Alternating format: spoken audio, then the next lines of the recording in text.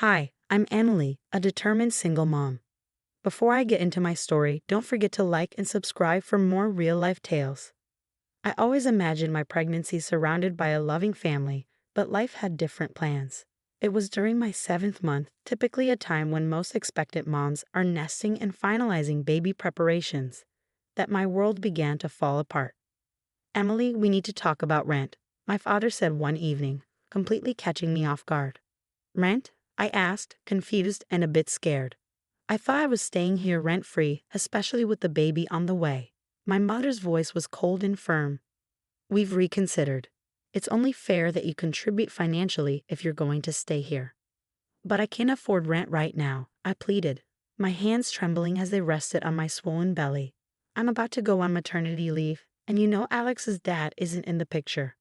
We can't just support you and a baby, my father said, his voice devoid of the warmth I once knew. You need to be responsible, Emily. Tears welled up in my eyes. Please, I promise I'll pay you back once I start working again. Can't we work something out? Their faces were unmoved. If you can't pay, you'll need to find somewhere else to live, my mother said firmly. Heartbroken and with no other choice, I packed my things. The next few days were a blur of tears and desperation until Sarah, a friend from college, reached out.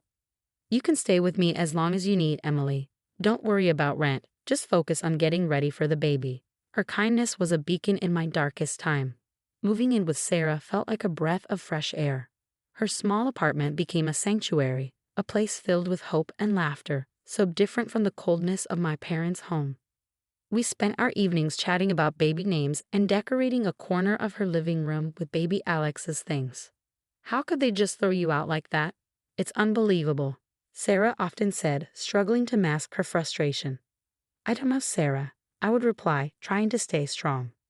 It hurts, but right now, all I can focus on is Alex and making sure he has a peaceful entrance into the world. As the countdown to Alex's arrival began, I found comfort in the little nest Sarah and I had created for him. It wasn't the support-filled pregnancy I had envisioned, but it was wrapped in genuine care and love. Something I hoped to give my son in abundance was love. The day Alex was born was the happiest of my life. As I held him for the first time, feeling his tiny fingers curl around mine, I knew I would do anything to protect him. The hardships of the past few months seemed to melt away, replaced by a fierce love and determination.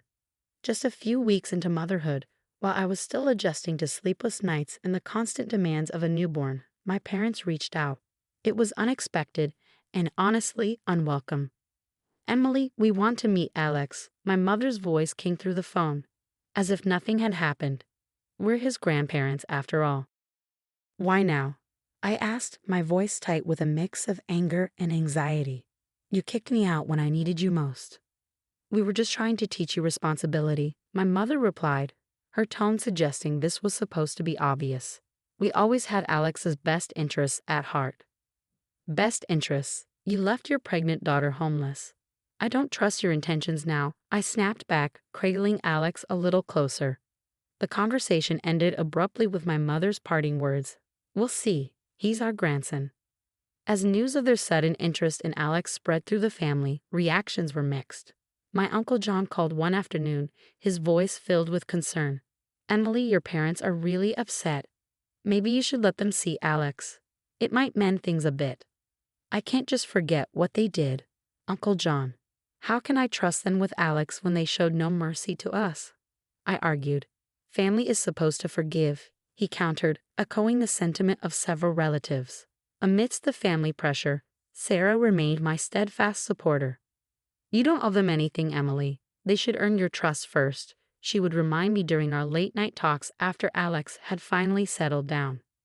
Their continued attempts to be part of Alex's life only deepened my resolve to protect him from their instability. One Saturday, they showed up unannounced at Sarah's apartment, causing an uncomfortable confrontation. We have every right to see him, my father exclaimed, standing at the door with frustration evident in his stance. You gave up those rights when you threw us out. Alex needs stability, love, and protection. All things you didn't provide when I needed them, I responded, holding the door firm while Alex napped quietly in the other room. As they left, their expressions mixed with anger and disbelief, I felt a twinge of guilt but knew I had made the right decision. Motherhood had taught me that protecting Alex was my top priority, no matter the emotional cost. In the weeks that followed, the family rift only deepened. Some relatives whispered about my ungrateful attitude, while others quietly commended my courage. Through it all, I focused on Alex, his smiles and needs providing the strength I needed to face each day. Despite the turmoil, I never regretted my decision.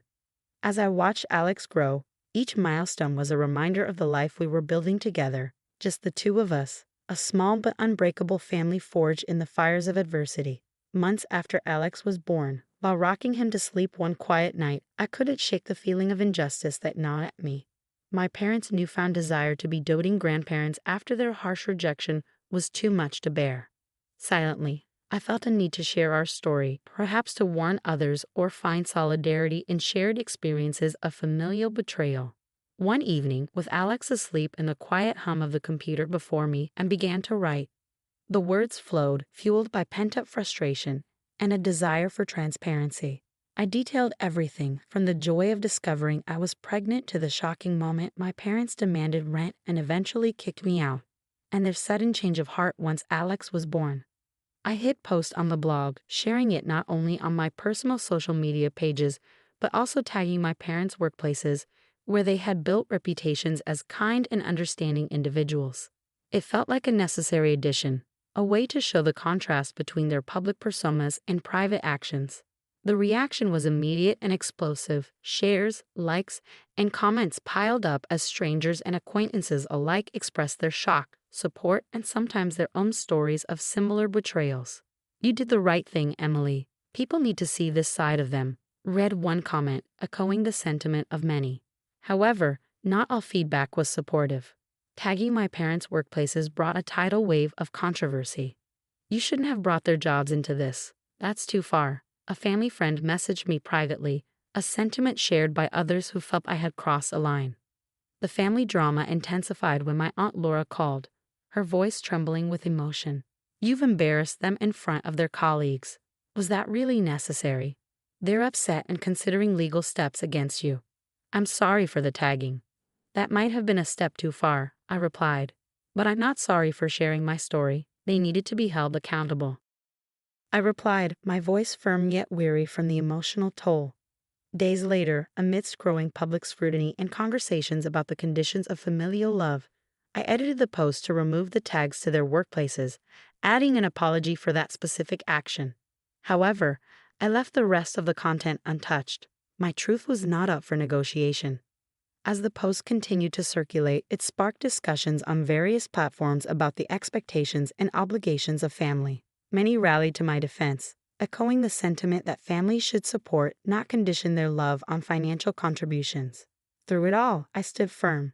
The decision to go public was not made lightly, but it was made with the conviction that transparency and integrity mattered more than maintaining appearances. The controversy did lead to some relatives distancing themselves, but it also brought unexpected support from others who admired my courage. One afternoon, as I watched Alex play, his innocent laughter was a balm to my troubled heart. No matter the fallout, I knew my first duty was to him, to ensure he grew up in an environment where love was given freely, not conditionally. My resolve hardened, ready to face whatever consequences the future held, fortified by the belief that truth, however difficult, was always worth standing for. As the echoes of the social media storm began to fade, I redirected my energies toward the tangible elements of our new life. The chaos had taken its toll, and now more than ever, Alex and I needed stability and peace. I immersed myself in the world of freelance work, tapping into skills I had previously set aside. I hadn't used these skills in years, but the flexibility of freelance work was perfect for a single mother like me. It allowed me to balance caring for Alex while rebuilding our financial foundation. "Emily, I've got a project that might be right up your alley," said Mark, a former colleague who reached out after hearing about my situation. "It's remote and the pay is good. You should give it a shot." Grateful for the opportunity, I dove into the work with enthusiasm. Each completed assignment was more than just a task.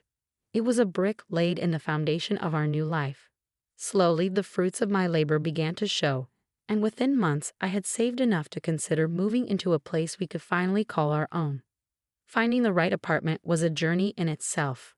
Alex, ever curious, tagged along to viewings, his delighted giggles echoing through empty rooms that promised new beginnings. When we finally found the one, a small sunlit two-bedroom on the outskirts of town, I knew we had found our new home. "Look, Alex, this will be your room," I said, watching his eyes light up as we explored his new space. I could already picture where we put his little bed and the shelves for his growing collection of books. The day we moved in was a whirlwind of activity, with Sarah and a few other close friends lending their hands and hearts. "You've come so far, Emily," Sarah said as she unpacked a box of kitchenware. "I'm so proud of you." Their support was a reminder of the good in the world and of the kind of unconditional love my parents had withheld, but that Alex would never lack. Amidst these positive changes, my parents made sporadic attempts to reconnect, sending messages and small gifts for Alex. "We miss you. Let's try to start over," read a note from my mother, tucked into a book of children's stories. I approached these attempts with a guarded heart. Healing from their betrayal was not linear, and while I appreciated their efforts, I knew some wounds ran too deep for quick fixes. My responses were polite but firm, prioritizing our well-being and a stable, loving environment I was determined to nurture. "Mom, thanks for the book. We're doing well. Let's take things one step at a time," I replied, setting boundaries to protect Alex and me from potential hurt.